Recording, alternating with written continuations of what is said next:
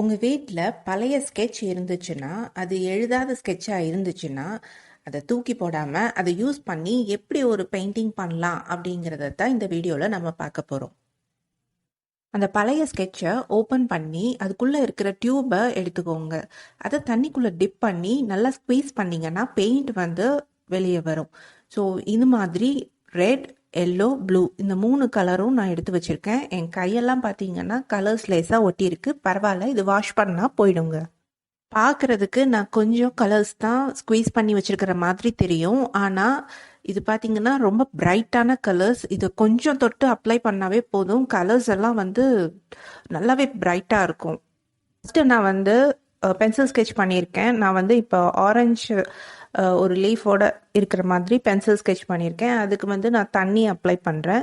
நீங்கள் தண்ணி அப்ளை பண்ணும்போது லேசாக கம்மியாக அப்ளை பண்ணுங்க. ரொம்ப தண்ணி ஓடுற மாதிரி அப்ளை பண்ணக்கூடாது. நல்லா ஷைனிங்காக பேப்பர் ஷைனிங்காக இருக்கிற அளவுக்கு தண்ணி அப்ளை பண்ணுங்க. அப்ளை பண்ணிட்டு பாருங்க, நான் கலர் அப்ளை பண்ணும்போது அந்த கலர் வந்து எவ்வளோ பிரைட்டாக இருக்குது. ஸோ ஸ்கெட்சில் இருக்கிற அந்த கலர்ஸ் வந்து செம பிரைட்டாக இருக்கும். அதனால கொஞ்சம் யூஸ் பண்ணாவே போதும். இந்த பெயிண்டிங் பண்ணுறதுக்கு நம்ம ஸ்டேஷ்னரி கடையில் கிடைக்கிற அந்த கிளாஸ்மேட் ட்ராயிங் நோட்டை கூட யூஸ் பண்ணி நம்ம இந்த பெயிண்டிங்கை ட்ரை பண்ணி பார்க்கலாம். இதுக்குன்னு ஸ்பெஷலாக நீங்கள் எதுவுமே வாங்க வேண்டியதில்லை. ஸோ பழைய ஸ்கெட்சு அந்த பேலட்டை தான் யூஸ் பண்ணி நம்ம வரையணும்னு கிடையாது. இது பார்த்தீங்கன்னா ஐஸ்கிரீம் டப்பாவோட மூடி தான் நான் யூஸ் பண்ணியிருக்கேன் பேலட்டாக. ஸோ அது வந்து ஜாம் கப்பை தான் வந்து தண்ணி டிப் பண்ணுறதுக்கு. ஸோ எல்லாமே வந்து பர்ஃபெக்டாக ஆர்டிஸ்ட் என்னெல்லாம் யூஸ் பண்ணுறாங்களோ அதை தான் நம்ம யூஸ் பண்ணணும்னு கிடையாது. நமக்கு எது வந்து கம்ஃபர்டபுளாக எது வந்து ஈஸியாக நம்ம கிட்ட கிடைக்குதோ அதை யூஸ் பண்ணி நம்ம பெயிண்டிங் பண்ணலாம். எல்லோ அப்ளை பண்ணி முடிச்சதுக்கப்புறம் நம்ம கொஞ்சமாக ரெட்டை எடுத்து அந்த கலரை வந்து எல்லோ மேலே மிக்ஸ் பண்ணும்போது அது வந்து ஆரஞ்சு கலரில் ஃபார்ம் ஆகும்.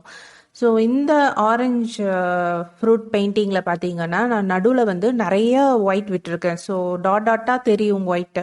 எதுக்கு அப்படின்னா அது வந்து லைட் அங்கே வந்து படுது. ப்ளஸ் அந்த ஆரஞ்சு வந்து வலுவலுன்னு இல்லாமல் கொஞ்சம் சொரசொரப்பாக இருக்குது அப்படிங்கிறத காமிக்கிறதுக்காக நான் அந்த இடத்துல வந்து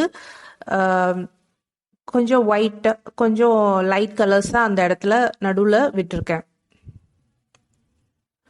நெக்ஸ்ட்டு இந்த ஆரஞ்சு கலர் ஃபார்ம் பண்ணோடனே நம்ம என்ன பண்ணுறோன்னா கொஞ்சமாக இன்னும் கொஞ்சம் ரெட்டை எடுத்துக்கிட்டு எங்கெல்லாம் நமக்கு ஷேடோ விழுகும் அப்படிங்கிறத கெஸ் பண்ணி நாம் வந்து அந்த இடத்துல எல்லாம் வந்து எக்ஸ்ட்ராவாக ரெட்டு வைக்கிறோம். ஸோ அது வந்து ஷேடோ விழுது. ஸோ கலர் வந்து ரொம்ப டார்க்காக இருக்குது அப்படிங்கிறத காமிக்கிறதுக்காக நம்ம வந்து ரெட் கலரை வந்து அப்ளை பண்ணுறோம். நம்ம பேப்பர் வந்து இன்னுமே வெட்டாக இருக்கிறனால பார்த்தீங்கன்னா அந்த கலர் டிரான்சிஷன் வந்து ஈவனாக இருக்குது. ஸோ பேப்பர் ட்ரையாக இருந்தால் அங்கே பார்த்தீங்கன்னா ஹார்ஷ் எட்ஜஸ் வரும். ஈவன் டிரான்சிஷனாக இருக்காது. கலர் டிரான்சிஷன் வந்து ஈவனாக இருக்காது. ஸோ பேப்பர் வந்து வெட்டாக இருந்தால் மட்டுமே அந்த கலர் டிரான்சிஷன் வந்து ஈவனாக நடக்கும். நெக்ஸ்ட் வந்து நம்ம லீஃபை பெயிண்ட் பண்ண போகிறோம். அதுக்கு என்ன பண்ண போகிறோம்னா ஃபஸ்ட்டு வந்து நம்ம எல்லோ கலர் அப்ளை பண்ணியிருக்கோம். அதுக்கப்புறம் வந்து ப்ளூ கலர் எடுத்து அது மேலே அப்ளை பண்ணுறோம். ஸோ இது எல்லோ மேலே ப்ளூ படும்போது அது வந்து ஆட்டோமேட்டிக்காக அந்த கலர் வந்து க்ரீனாக மாறும். ஸோ இந்த கான்செப்ட்லாம் யூஸ் பண்ணி தான் நம்ம வந்து இந்த பெயிண்டிங்கை பண்ணுறோம்.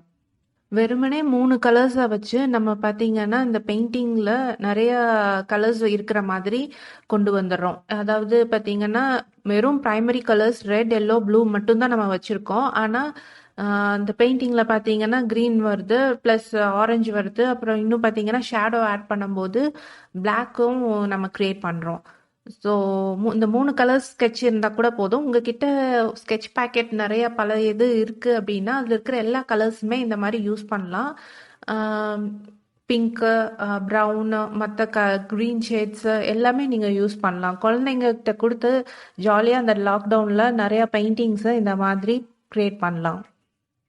சின்ன குழந்தைங்களுக்கு இந்த ஆரஞ்சை வந்து பென்சில் ட்ராயிங் அதாவது அவுட்லைன் வரையும் போது ஏதாச்சும் ஒரு ரெஃபரன்ஸ் பிக்சர் இருந்தால் நல்லாயிருக்கும் அப்படின்னு தோணுச்சு. ஸோ நான் இந்த ஆரஞ்சோட அவுட்லைன் மட்டும் பிக்சர் வந்து இன்க்ளூட் பண்ணியிருக்கேன் டிஸ்கிரிப்ஷனில், அவுட்லைன் மட்டும் இருக்கிற மாதிரி. ஸோ மறக்காமல் கீழே டிஸ்கிரிப்ஷனில் இருக்கிற அந்த லிங்கை கிளிக் பண்ணி பாருங்கள். அதில் வந்து ஒரு இமேஜ் ஓப்பன் ஆகும். அந்த இமேஜில் வந்து வெறும் ஆரஞ்சோட அவுட்லைன் வந்து கொடுத்துருப்பேன். ஸோ குழந்தைங்க வந்து ஈஸியாக அதை பார்த்து வரைஞ்சிக்கலாம். நம்ம குழந்தைங்களுக்கு வாங்கி கொடுக்குற டிராயிங் புக்கோட கடைசி பேஜில் பார்த்தீங்கன்னா ஒரு கலர் வீல் இருக்கும். அதில் எதெல்லாம் ப்ரைமரி கலர்ஸ், எதெல்லாம் செகண்டரி கலர்ஸ், எதெல்லாம் டெர்ஷரி கலர்ஸ்னு அவனே வந்து கொடுத்துருப்பான். ஸோ அதை குழந்தைங்களுக்கு காமிங்க. அப்போ தான் அவங்களுக்கு வந்து எந்த கலர்ஸை மிக்ஸ் பண்ணும்போது என்ன மாதிரி கலர் கிடைக்கும் அப்படிங்கிறது அவங்களுக்கு தெரியும். இந்த கலர் வீலில் எந்த கலர்ஸ் எல்லாம் ஆப்போசிட்டாக இருக்கோ அதை மிக்ஸ் பண்ணோன்னா நமக்கு வந்து மடி கலர் கிடைக்கும். அதாவது ப்ரௌன் கலர் மாதிரி கலர்ஸ் கிடைக்கும். அதை யூஸ் பண்ணி நம்ம வந்து ஷேடோ க்ரியேட் பண்ணலாம். இந்த பெயிண்டிங்கில் வந்து நான் ப்ரைமரி கலர்ஸ் மூணையும் மிக்ஸ் பண்ணி அதில் வர்ற கிரே கலரை யூஸ் பண்ணி தான் நான் ஷேடோ க்ரியேட் பண்ணியிருக்கேன். ஸோ இங்கே பார்த்தீங்கன்னா ரெட், ப்ளூ, எல்லோ இந்த 3 கலர்ஸையும் மிக்ஸ் பண்ணி பிளாக் க்ரியேட் பண்ணியிருக்கோம். அதை வந்து நம்ம இந்த ஆரஞ்சுக்கு ஷேடோ வந்து நம்ம கொடுக்குறோம். ஆரஞ்சுக்கு கீழே ஷேடோ வரும், ப்ளஸ் லீஃப் வந்து அந்த ஆரஞ்சு ஜாயின் ஆகிற அந்த இடத்துலையும் ஷேடோ இருக்கும். ஸோ இந்த 2 இடத்துலையும் நம்ம வந்து ஷேடோ ஆட் பண்ணுறோம். ஸோ அவ்வளோதாங்க இந்த பெயிண்டிங்கு. இதை யூஸ் பண்ணி, இந்த வீடியோவை யூஸ் பண்ணி உங்கள் குழந்தைங்களுக்கு இந்த லாக்டவுனில் ஈஸியாக ஒரு பெயிண்டிங்கை கற்றுக் கொடுங்க. இந்த வீடியோ உங்களுக்கு யூஸ்ஃபுல்லாக இருந்துச்சு அப்படின்னா எனக்கு ஒரு தம்ஸ் அப் கொடுங்க. உங்களோட டவுட்ஸ் எதுவாக இருந்தாலும் எனக்கு கமெண்ட் செக்ஷனில் எழுதுங்க. அடுத்து வேற ஒரு வீடியோவில் சந்திக்கும் வரை நன்றி, வணக்கம்.